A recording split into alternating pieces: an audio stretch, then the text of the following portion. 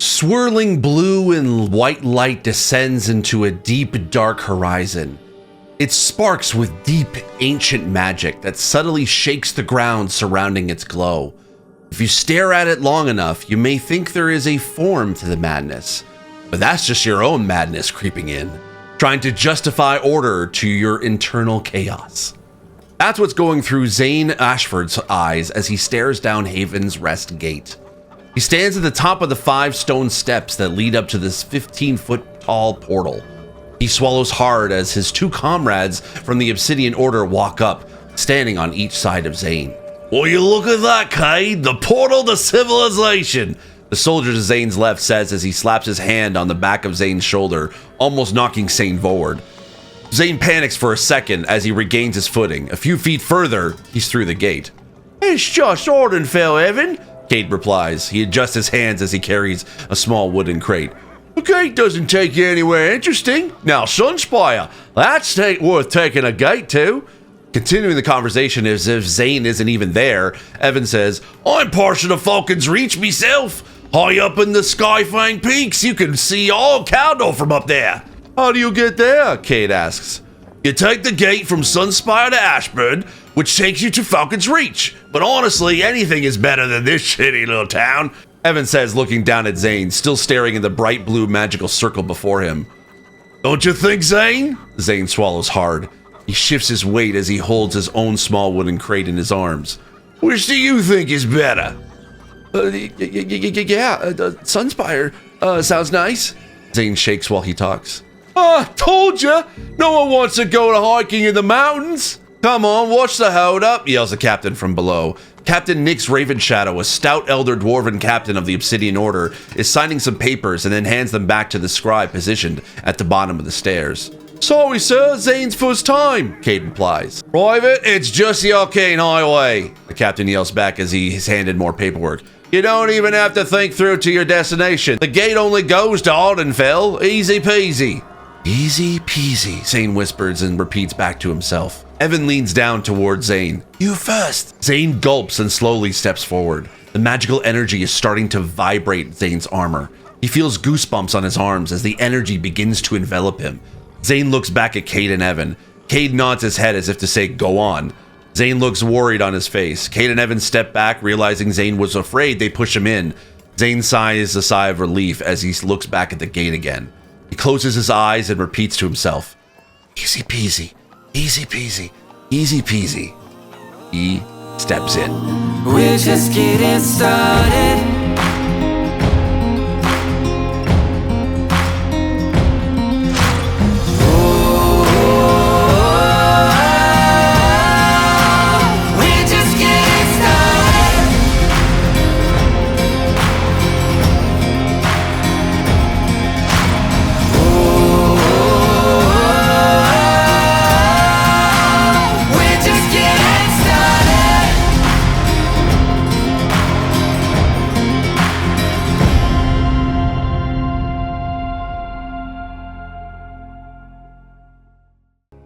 The ding ding ding of the tiny bell of Granny Millie's general store might as well sound like a funeral bell to Elora. An elderly gentleman with white hair on the sides of his head, a pair of circular spectacles, wearing an old fur-lined cloak, and leaning on a simple cane shuffle in. It's Gunther again, for his weekly groceries. Hanging from his free arm is a small wicker basket. He sees Elora behind the counter. Who does he see? What does Elora look like? She's pink. She's a little bit short, maybe like 5'3"-ish. And she's got short green hair that she wears in a little bob, little deer-looking antlers that have little leaves on them, and she's got some freckles all along her upper face. And she's got maybe a little bit of a resting bitch face. I can curse, right? Oh yeah, 100,000 fucking %. I figured, I was like, wait, I should maybe ask. And yeah, she's got a little bit of a resting bitch face. It's not how she means to be, but it's just kind of like her normal face while she's staring, and she's just kind of like, all right, what does this guy want? Okay. So before we kind of get even into the story, we're gonna do a little bit of an autism check for you. So the way it currently works with the sort of D&D mechanics for autism is that sort of at the end of a long rest, you start off with 2 points of stress, and then I'm going to have you roll a Wisdom saving throw. 15. 15. Okay, so you do start off with a day with basically at an even level amount of stress.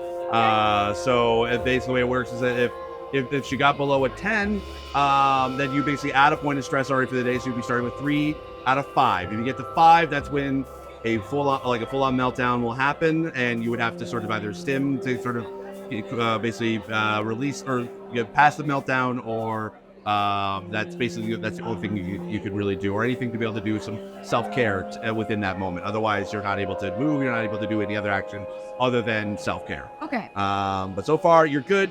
You only have 2 points, so you're totally fine.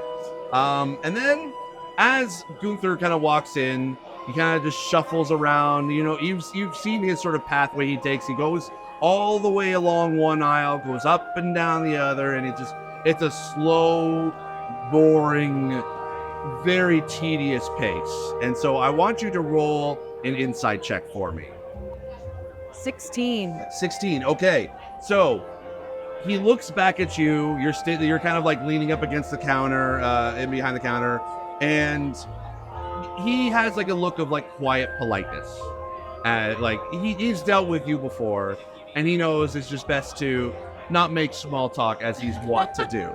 I gotta give him credit for that. Yeah. So he slowly picks out his groceries, and he asks you, But dear, do you know the cost of bananas? and you know he's asked that question so many times. So what do you say? What is the cost of bananas? She's just gonna kind of stand there with her arms crossed and roll her eyes, and she's like, Gunther, I told you this last time. Don't you remember? My memory is so small. Could you really help an old man like Gunther, please? Gunther, do you have a notepad that you can maybe write it down for next time so that you know? I think I've forgotten my notepad at home. That makes sense given the memory issues you mentioned. Well, bananas, it depends on which ones you pick. I would like to be able to have 2 bananas. 2 bananas, so I have to separate them from the rest of the bunch. That's gonna be me trying to remember the currency. You can basically just pick like gold. So there's like Okay, yeah. there's Yeah, copper, that's like silver, here. or gold. 10 silver is a gold, and 10 copper is 1 silver. Okay. It's gonna be 10 silvers each. Oh, okay, thank you. I have just enough change for today, and I think I have a coupon. And he goes back into basically to just shuffling through. I want you to roll a performance check to kind of see how much you're able to keep your social anxiety at bay. 28. Let's 28. go. Okay. You are able to hold back the chaotic energy that is in you, and you do sound as polite as possible. And basically Gunther now comes to you, and he one at a time puts his little items of groceries on the shelf, and he says, "Oh, I got a coupon for that." And he puts out like a little piece of parchment with basically like it looks like potentially like his wife's handwriting, but you can't really tell, and it's definitely not like Granny Millie's writing at all. But he still puts it down beside it, and you are able to like ring through his groceries and very easily able to keep the chaos at bay. But it's just hinting in the back of your mind that you would rather be anywhere but here, but you don't want to make a scene again. Yes. So you're totally doing fine. Also, actually, you know what? I want you to roll a perception check for me as well as you're ringing up the groceries. 21. Wow. These Okay. rolls are- This I is love great. this. I love this. Good All right. energy. So as you're waiting for him to be able to you're taking one item, and then you're waiting for him to be able to put up another item, you take a look out towards the window of the store, and outside the window you see like a teenage boy looking a little too intently at the honey, the jars of honey that are in the window, and it is Granny Millie's special honey. and he's just looking kind of like staring almost intently at it. But it's not Special how? well, it's special however you want it to be. it's just What's in that honey? let's just say the town of Haven's Rest knows Granny Millie's special honey. Granny and Millie's lit. it is very popular jar of honey. Let's just say that. So Do you need an ID to purchase said honey? yes, essentially. Well, it's sort of like a Granny Millie kind of knows a lot of people in the town, so sometimes she asks for it, sometimes she doesn't. Got it, So okay. it's one of those. But yeah, he's just staring there intently. So you basically put together all Gunther's groceries, you put it in his little basket, and he just kind of like shuffles off outside the store. And then Granny Millie, an elven woman in her late hundreds, comes out of the back room towards you. She's tall and handsome. The way she looks is almost dependent on the person who is looking at her. To some, she has the look of a stern woman who you don't want to get in trouble with. She can whip your ass if you look at her wrong. To others, and Elora would be in this latter category, Millie looks like a sweet granny who, instead of learning the finer things in life, as elves of her kind often do, she's very content making honey that she harvests from her little beehive in the back of the general store, with some special ingredients as well. And selling goods to all of the people of Haven's Rest. And also, because of that honey, some visitors from a few far off places as well, as they come through the gate, which is the arcade highway connecting to Haven's Rest. In her hands is a small, tightly wrapped box. She walks up and places the box on the counter. Now, Elora, I have a very important task for you to do. You must deliver this important package to the wife of the Lord of Haven's Rest, and that is Lord Rowan Everhart. You know him to be Lord Rowan Everhart, who's basically like the town mayor, and his home is in the Gems, which is like the richest part of town. And Granny Millie kind of puts her hand on the packages and she's like, I need you to take care of this. Do not drop it. Do not break it. Understand? Elora, she's got kind of a face of I don't know that I understand, but she just kind of nods really quickly to compensate for it. Yeah, Okay. got it. Why don't you roll an insight check for me? Oh. Uh-oh. What? I got a 5. A 5. Okay. My first really bad roll. All right. You can tell that Granny Millie seems serious, but it's just sort of uh-oh. What do I do? And you can start to kind of sense a little bit of that chaos kind of start to creep in a little bit more than before. But Granny Millie kind of continues on now. Now, Elora, I must warn you, you must be on your best behavior, because Lord Everhart is not fond of you due to your past misadventures. Elora kind of crosses her arms and rolls her eyes, and she's like, yeah, well, I'm not a fan of Lord Everhart either.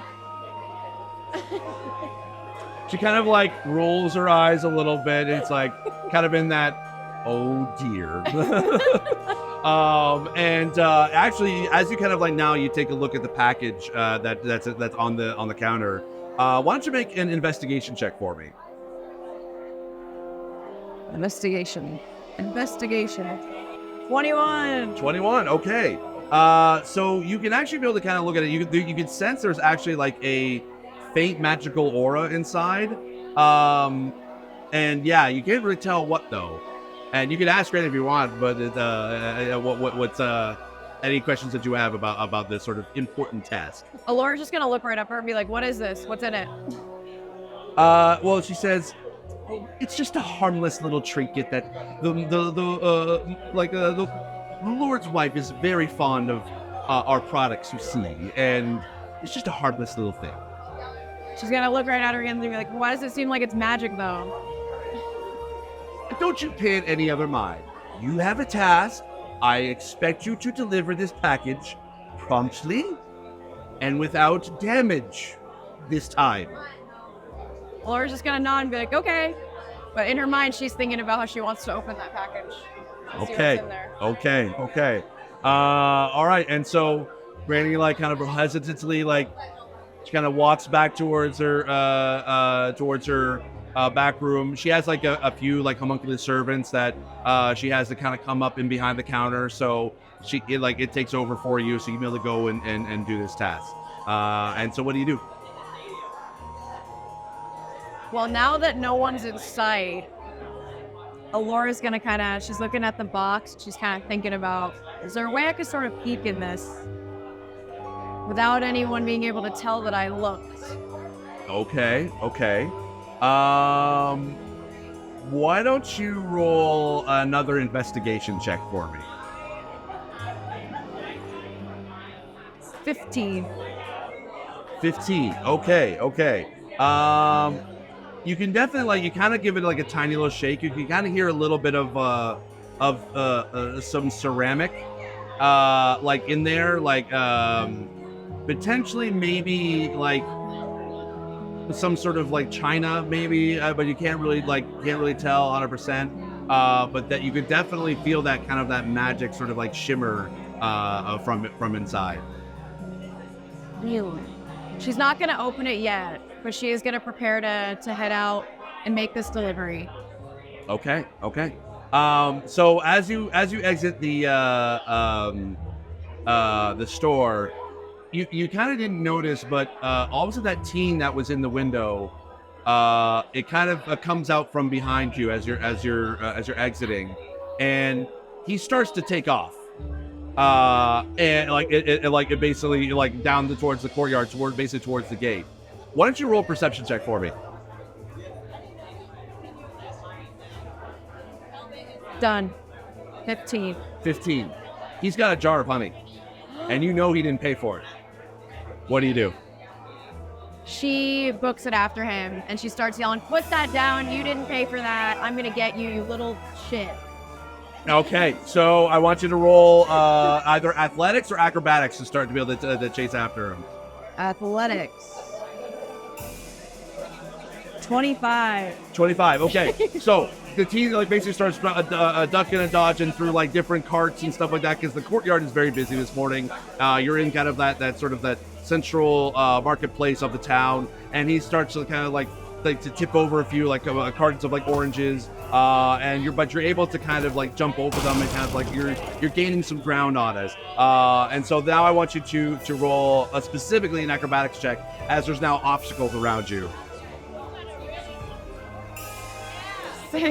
6. Okay, so you like he kind of like pulls across a cart. Just kind of like blocks it in your way, and you're not able to react in time, so you kind of bump into it. But now you feel like the package start to kind of like crunch in between your body and the wooden cart. So I want you to roll specifically. This is basically there's going to be some regular package damage checks, and I want you to roll a D4. 3. 3. Okay. So you roll a 3, so basically that is a success. Anytime you roll above the halfway point, that means it's like you're fine. You're not going to be able to get any more damage. But the more you potentially hurt this package, the more the dice goes up, and the more potential like for you to be able to fail that roll. So you take like you see him kind of duck underneath or into an alleyway, and then what do you do? She continues trying to go after him and follow him, and she's still shouting and yelling like, "Hey, get back here!" Okay. So as you do, I basically you're kind of like he kind of like ducks around it, but as you're about to like sort of do a spin turn and basically towards the alley, there is like a woman that basically kind of like walks past it. You kind of just you kind of almost about to brush into them. So I want you to roll an athletics check for me. 15. 15. Okay, so you accidentally kind of bump into her shoulders, but you don't trip and fall, and you kind of look back at her. She kind of like is very extremely startled. Do you say anything or? She's like, "Excuse me, ma'am." Okay. And she just keeps going. All right. And then so you finally track him down. Thankfully, this teen is dumb, and he basically finds himself in a dead end alley, and you see him basically like as he turns around. And you're now standing in front, like in the at the front of the alley. What do you do? Like drop it gently, because otherwise it might break. But you better drop it. But I need it for my mom. She's sick and she needs like honey to put into her tea. Elora's gonna kind of suspiciously raise an eyebrow, and she's like, "What's your mom's name then?" Jill. And I want you to roll an insight check for me. 11. You can't tell if he's lying or telling the truth, unfortunately. She's gonna kind of shake her head and be like, "Well, that's tough luck, but we have a business, so you need to give that back." Okay, so you can either roll an intimidation or a persuasion check, whichever you prefer. I'm gonna go intimidation. Okay. 6. 6. Okay. So as he's standing there, and it's almost like a little bit of a standoff. He darts up towards the wall that was kind of like in the dead end, and it just literally just jumps super fast over the wall. And unfortunately, now he's just gone. Elora just is kind of like, she takes her little dead lizard out of her. She wears this belt. She's got a little pouch. She has a dead lizard in there. It's her best friend, Stripe. She takes him out and holds him and starts kind of petting his back and is like, "Well, Stripe, another one got away from us. Oh well." And then she puts him back, and she just kind of goes back to continuing to deliver the package. Okay, all right. So as you make your way out of the marketplace, now there's a bit of chaos because there's just been so much going on, and with this stupid little boy, the little child that's just kind of running off. And there's like an old woman that is trying to cross the street. And as you're kind of walking towards basically out of the marketplace, she asks for help. Is there anything you want to do?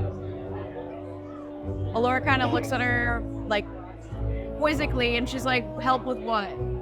She's kind of old, and she has like a little cart that she's like trying to get like across the street, and it's super slow, but it's like there's a lot of like traffic kind of like going in and out, and you can tell it's like kind of like helping an old woman across the street sort of deal. Elora's like, "How can I help you cross the street?" She's not understanding what this woman's asking. I can't make it up the curb, you see.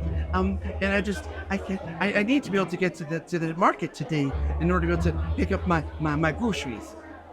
Elora just kind of pauses for a second, and then she kind of looks like she just thought of an idea, and she goes over and she tries to scoop up the lady to carry her. Oh, okay. Why don't you make a strength check then? 14. 14. Okay. As you kind of like pick her up, and I guess you kind of hold on to the card to kind of like so. And she's like, "Oh my goodness, woo!" And she's almost like she's having a good time, and you're able to like you get across the street, and she's basically like you gotta put her down, and she goes, "Thank you so much, my dear," and she kind of like grasps onto your hand, and you can actually feel like a little bit of like a magical spark in your hand, and she goes, "Thank you so very much. I really do appreciate it." And she kind of like just slowly walks away, and she gives you a little bit of luck. Oh. So it basically means you have advantage on any future roll that you want. Thanks, old lady. I thought it was gonna be like she was using a glamour and she's actually like not who she seems. Yeah. So then as you're kind of like you're walking towards basically you're walking through like the ferry docks. Which basically is more like the ship's harbor kind of area. And as you do so, you see a dwarf captain that is kind of like walking with a little bit of regiment. You recognize him as Captain Nyx Ravenshadow. And he is the head of the Citadel, who's head of the Obsidian Order of the Regiment of Soldiers in this town. You do not want to be seen by Nyx Ravenshadow right now. And I want you to describe what would be a reason why he would not want to see you specifically at this moment. Elora can sometimes struggle a little bit with her manners and with understanding how respect is supposed to work when someone is in a position of authority. So it's very likely that she's probably offended him by being too casual or by not calling him the right thing or something like that without realizing. Okay, all right. So as you're kind of like as you clock him, why don't you roll a stealth check to see if you can be able to kind of get away? 11. 11. Okay. So as you're like trying to find like a place to just hide, he sees you walking up towards him and goes, "Elora?" She's like She looks down at her little lizard on her hip and she's like, uh-oh, Stripe, I think we're in trouble. You're darn tootin' you're in trouble there, Missy. You remember what happened last time, and you got away. You see nothing. That's what she responds. You see him with a little bit of like a hint of a smile, like a grin on his face. He goes, "Oh, I think my eyes are fine. What do you have there?" And he kind of motions towards the package. This is private, and I don't need to tell you what it is. Well, I think that the privacy is up to the Obsidian Order, and I don't trust you as far as I can throw you. What is in the package? Well, how far do you think you could throw me? Pretty far. Do you want to test that luck? No, I think you're just a little guy, so I don't really know how you'd be able to throw me all that far. I don't really understand. You can see he kind of bristles a little bit of that because, he's been around the block quite a bit, and it's but still, when anyone calls him short, especially someone so young, it kind of ruffles his feathers a little bit. So I want you to roll an intimidation check to kind of see how well that answer lands. 18. 18. Okay, so he's gonna roll. Okay, roll the 16 on the die. Okay, so he's he just kind of swallows his pride a little bit. He goes, "Let me guess, that's from Granny Millie." Granny who? I don't know anyone named Granny. I don't have a grandmother. I was raised in the woods. He has a bit of spectacles on, so he kind of does holds the bridge of his nose, and he goes, "I know you work at Granny Millie's general store. Why are you being so difficult?" She's just kind of I don't know. She just acts really confused. She's difficult. Granny Millie, general store. And she's trying to stall and buy some time while she thinks of a way to get out of here. He kind of I don't have time for this. Just go. Elora just shrugs. She's cool. and as you kind of cross paths, he's kind of walking back towards the direction you came from, and you're walking towards the gems, and he goes, "I'm keeping my eye on you, dearly." She's like, "I don't know how you're gonna do that because you're passing by me and I'm not even gonna be here. So how is? But I mean, okay." He outwardly sighs, and just kind of just walks away. And so as you you now are walking sort of past the ferry docks, you actually kind of walk past the gate, and you kind of walk in towards the gems, which is a very beautiful, opulent sort of area, a lot of really fancy houses, and you see Lord Everhart's or Everfart's house, kind of one of the biggest on the block, and you kind of go up to the guards recognize you, and basically it kind of almost stops you a little bit. What do you say? She says, "I'm here to deliver this package to Lord Everhart." She kind of looks at you, looks at the package, and she kind of lets you through without saying a word. And you walk up to the front door of the house. What do you do? She's got to take a quick moment to sort of do a deep breath in and out because she knows that she doesn't like this guy. She's not going to want to enjoy interacting with him, but she knows she has to. So she kind of grounds herself, and then she reaches up to knock on the door. Okay. All right. And you can see as the door opens, and it's one of the assistants to Lord Everhart, and sees you, recognizes you right away, and he goes, "You best be on your best behavior. He's in a bit of a mood today." Elora kind of rolls her eyes and she's like, "Is he ever not in a mood?" You hear that sigh a lot lately, and it's just what do you think of when you hear that sigh from people? Elora just doesn't really get it. She's like, "I feel like I'm making perfect sense, and they're the ones not making sense." Okay. And so what I want you to do, you have a little bit of chaos kind of starting to build, and I want you to roll just a straight intelligence check for me. 21. Okay, so as you are, as you are sort of trying to calm yourself down, you're kind of waiting in the sort of foyer as the assistant goes to get the Lord Everhart, and you think as the chaos is starting to kind of like build in, but you hear in the back of your head Granny Millie's words, "Be on your best behavior," and you're able to kind of hold a little bit more of the chaos at bay. So when you the Lord Everhart kind of like comes in and recognizes you, and he goes, "Elora, it is a pleasure to see you today. What can I do for you?" She just kind of like grits her teeth and is trying really hard not to call him Lord Everfart, and she just goes, and she holds out the package. Delivery. "And who, may I ask, is this for?" The person I'm handing it to. Why don't you roll a persuasion check for me? 9. 9? Okay.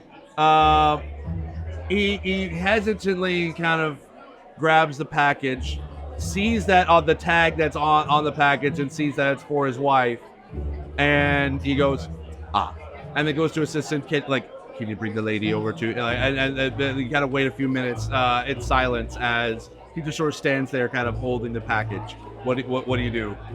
She's just kind of like standing there, like feeling it's so awkward. And then she can't resist the need to kind of talk a little bit to her little lizard and go, "Straight, this is really awkward." I think you kind of like the mayor, like, "Oh, actually, you know what? I'm gonna do a little bit of a check for that to see if you actually really hear that. A little perception check." Okay. Yeah. No, he doesn't hear anything. He doesn't hear you mumble at all. So he's just kind of like still waiting, kind of like just inspecting the package a little bit. So good thing is he did not hear what you talking to your lizard. So the lady kind of comes in and she goes, Ooh, hello, Elora, dear. How are you today? Elora looks up and just goes, you can tell like she's been nice to you in the past. Like the Lord basically like the Rowan, he's like he doesn't care. He's like whatever. He's got other things to do. But like the lady of the house is like very, very kind to you, even amidst all the chaos. And do you hand her the package? yes. She's Okay. kind of nodding and then hands her the package and then goes again, "Delivery." Oh, very lovely. And she opens it. Oh, it's from Granny Millie. And she starts like kind of opening up the package.